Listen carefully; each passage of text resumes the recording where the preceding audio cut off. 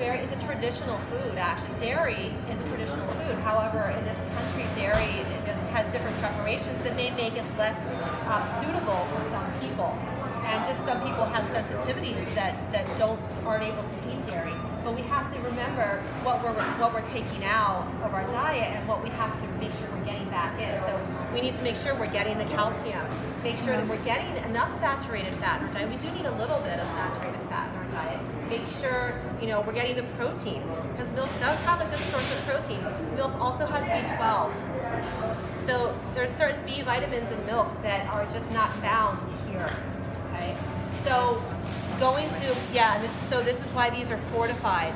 And so this actually has calcium, it has riboflavin, it has vitamin D, and it has B2 in it. Okay?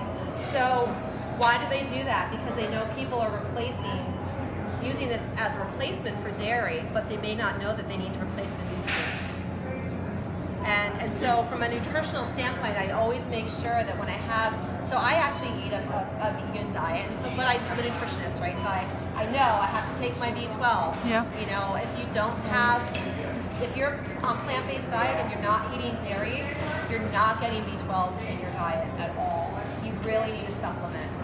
So making sure you're getting those nutrients, making sure your B vitamins are coming from other sources like beans, like grains, making sure you're getting enough of B6 in your diet. So these are all the things that are vitamin K. Vitamin K, exactly. Nuts and seeds have so many nutrients though, which are not found in milk. So we have to remember what we're taking in.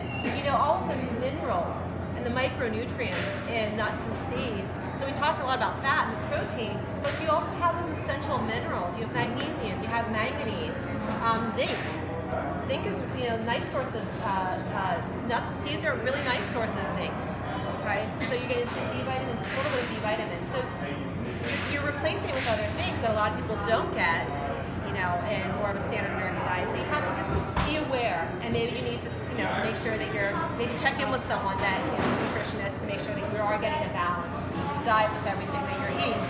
I do specialize. I see all diets in my clinic. I have a clinic in Mount Airy. It's called Sage Integrative Health, and I see clients for a wide range of health issues. I deal with a lot of chronic illness and complex chronic conditions, and so that's kind of my specialty there.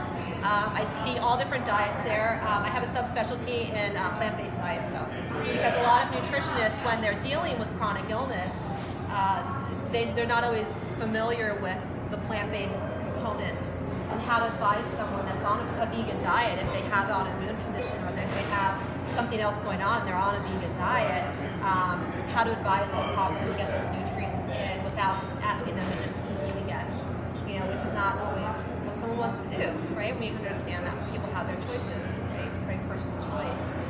So that's what I do in my clinic. I'm making sure that when people bring a 5-day food diary to me, I go through it and I use a highlighter for myself to go through and see roughly where their nutrient content lies. I see, okay, how many green foods are you getting? What's your protein content like? Where's your fat coming from? Is it all unsaturated? On plant-based side, some people go too far to the other side of eating all unsaturated fats. And we need a little bit of saturated fats in our diet too.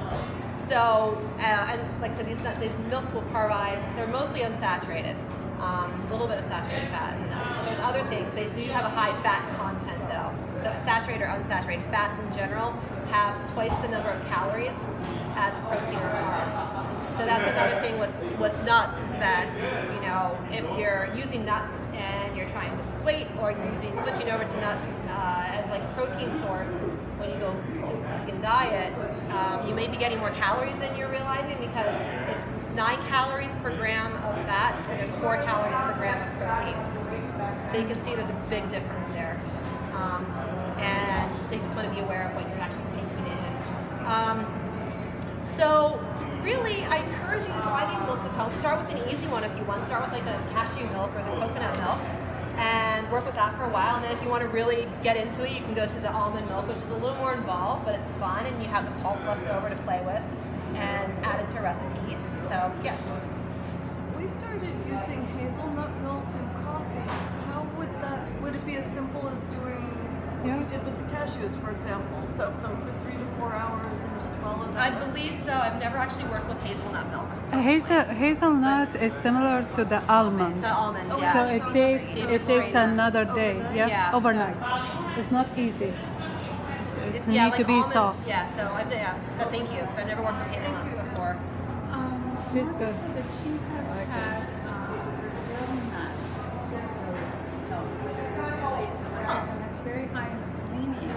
Selenium, yeah. So that's good to know too. So Brazil nuts are known for their high selenium content. Other nuts have selenium. Walnuts have selenium. Well, cashews have selenium. They have smaller amounts, and people with thyroid conditions want to get more selenium in their diet. So some people just will eat 2 or 3 Brazil nuts in a day, and they're good. They've got their selenium filled for the day. You could do a selenium milk, which selenium, or not selenium milk, Brazil nut, thank you. Brazil nut milk. But they're very hard, so I suspect you have to soak them overnight and go through the whole straining and pulp process with those as well. You could also maybe add a couple of Brazil nuts in to an almond milk as well. And that might be a way to do it. So you're getting a little bit of a nutritional boost there. So yeah. So at your home, you would make up one of these. Yep, I've been on a coconut milk kick lately, but we've been doing cashew milk and coconut milk. And, yeah. Exactly. No, not typically. Definitely, yeah. And you can blend them together too. So you can always mix the different milks together, which is fine. So you could pour like the almond milk in with the cashew milk or the hemp milk, and it'll just give it a different mixed flavor. You could pour the almond milk in with the coconut milk, it'll be lovely. So just mix, yeah, have fun. Like I'm a big proponent of just experimentation. You know, be experimental in your kitchen, and you know, it'll probably be fine. You're not going to break anything, you know, and it'll probably turn out fine. How is the best way to shop for a simple Vitamix? I've been in Bed Bath & Beyond and other places, and they've got all these, like, so many things on it, high-end models, and well, I mean, this one's just I've seen some that are simple. Like, this one's just a basic Vitamix. This one's like, I think the 5200. Yes, 5200. It's pretty simple, I think. There's not many bells and whistles on it, but what do you really need? You know, varied speeds and high. So. But there's other things where you can bullet things. The bullets, yeah. So there's the NutriBullet, there's the Ninja, there's all these different things. They're all high-speed blenders. I don't know. Some people say they're close to the Vitamix. I don't know. They're similar. They're a little bit cheaper. I don't know what their longevity is. I know that Vitamixes have been known to last a long time, unless your cat knocks the carafe off the counter and breaks it, which happens. Yeah, there you go. It doesn't look like that. It's, yeah, it's glass. Yours glass, stainless steel. Nice. Yeah, I know. I wanted to get a stainless glass one. I couldn't find. My cat broke my other one.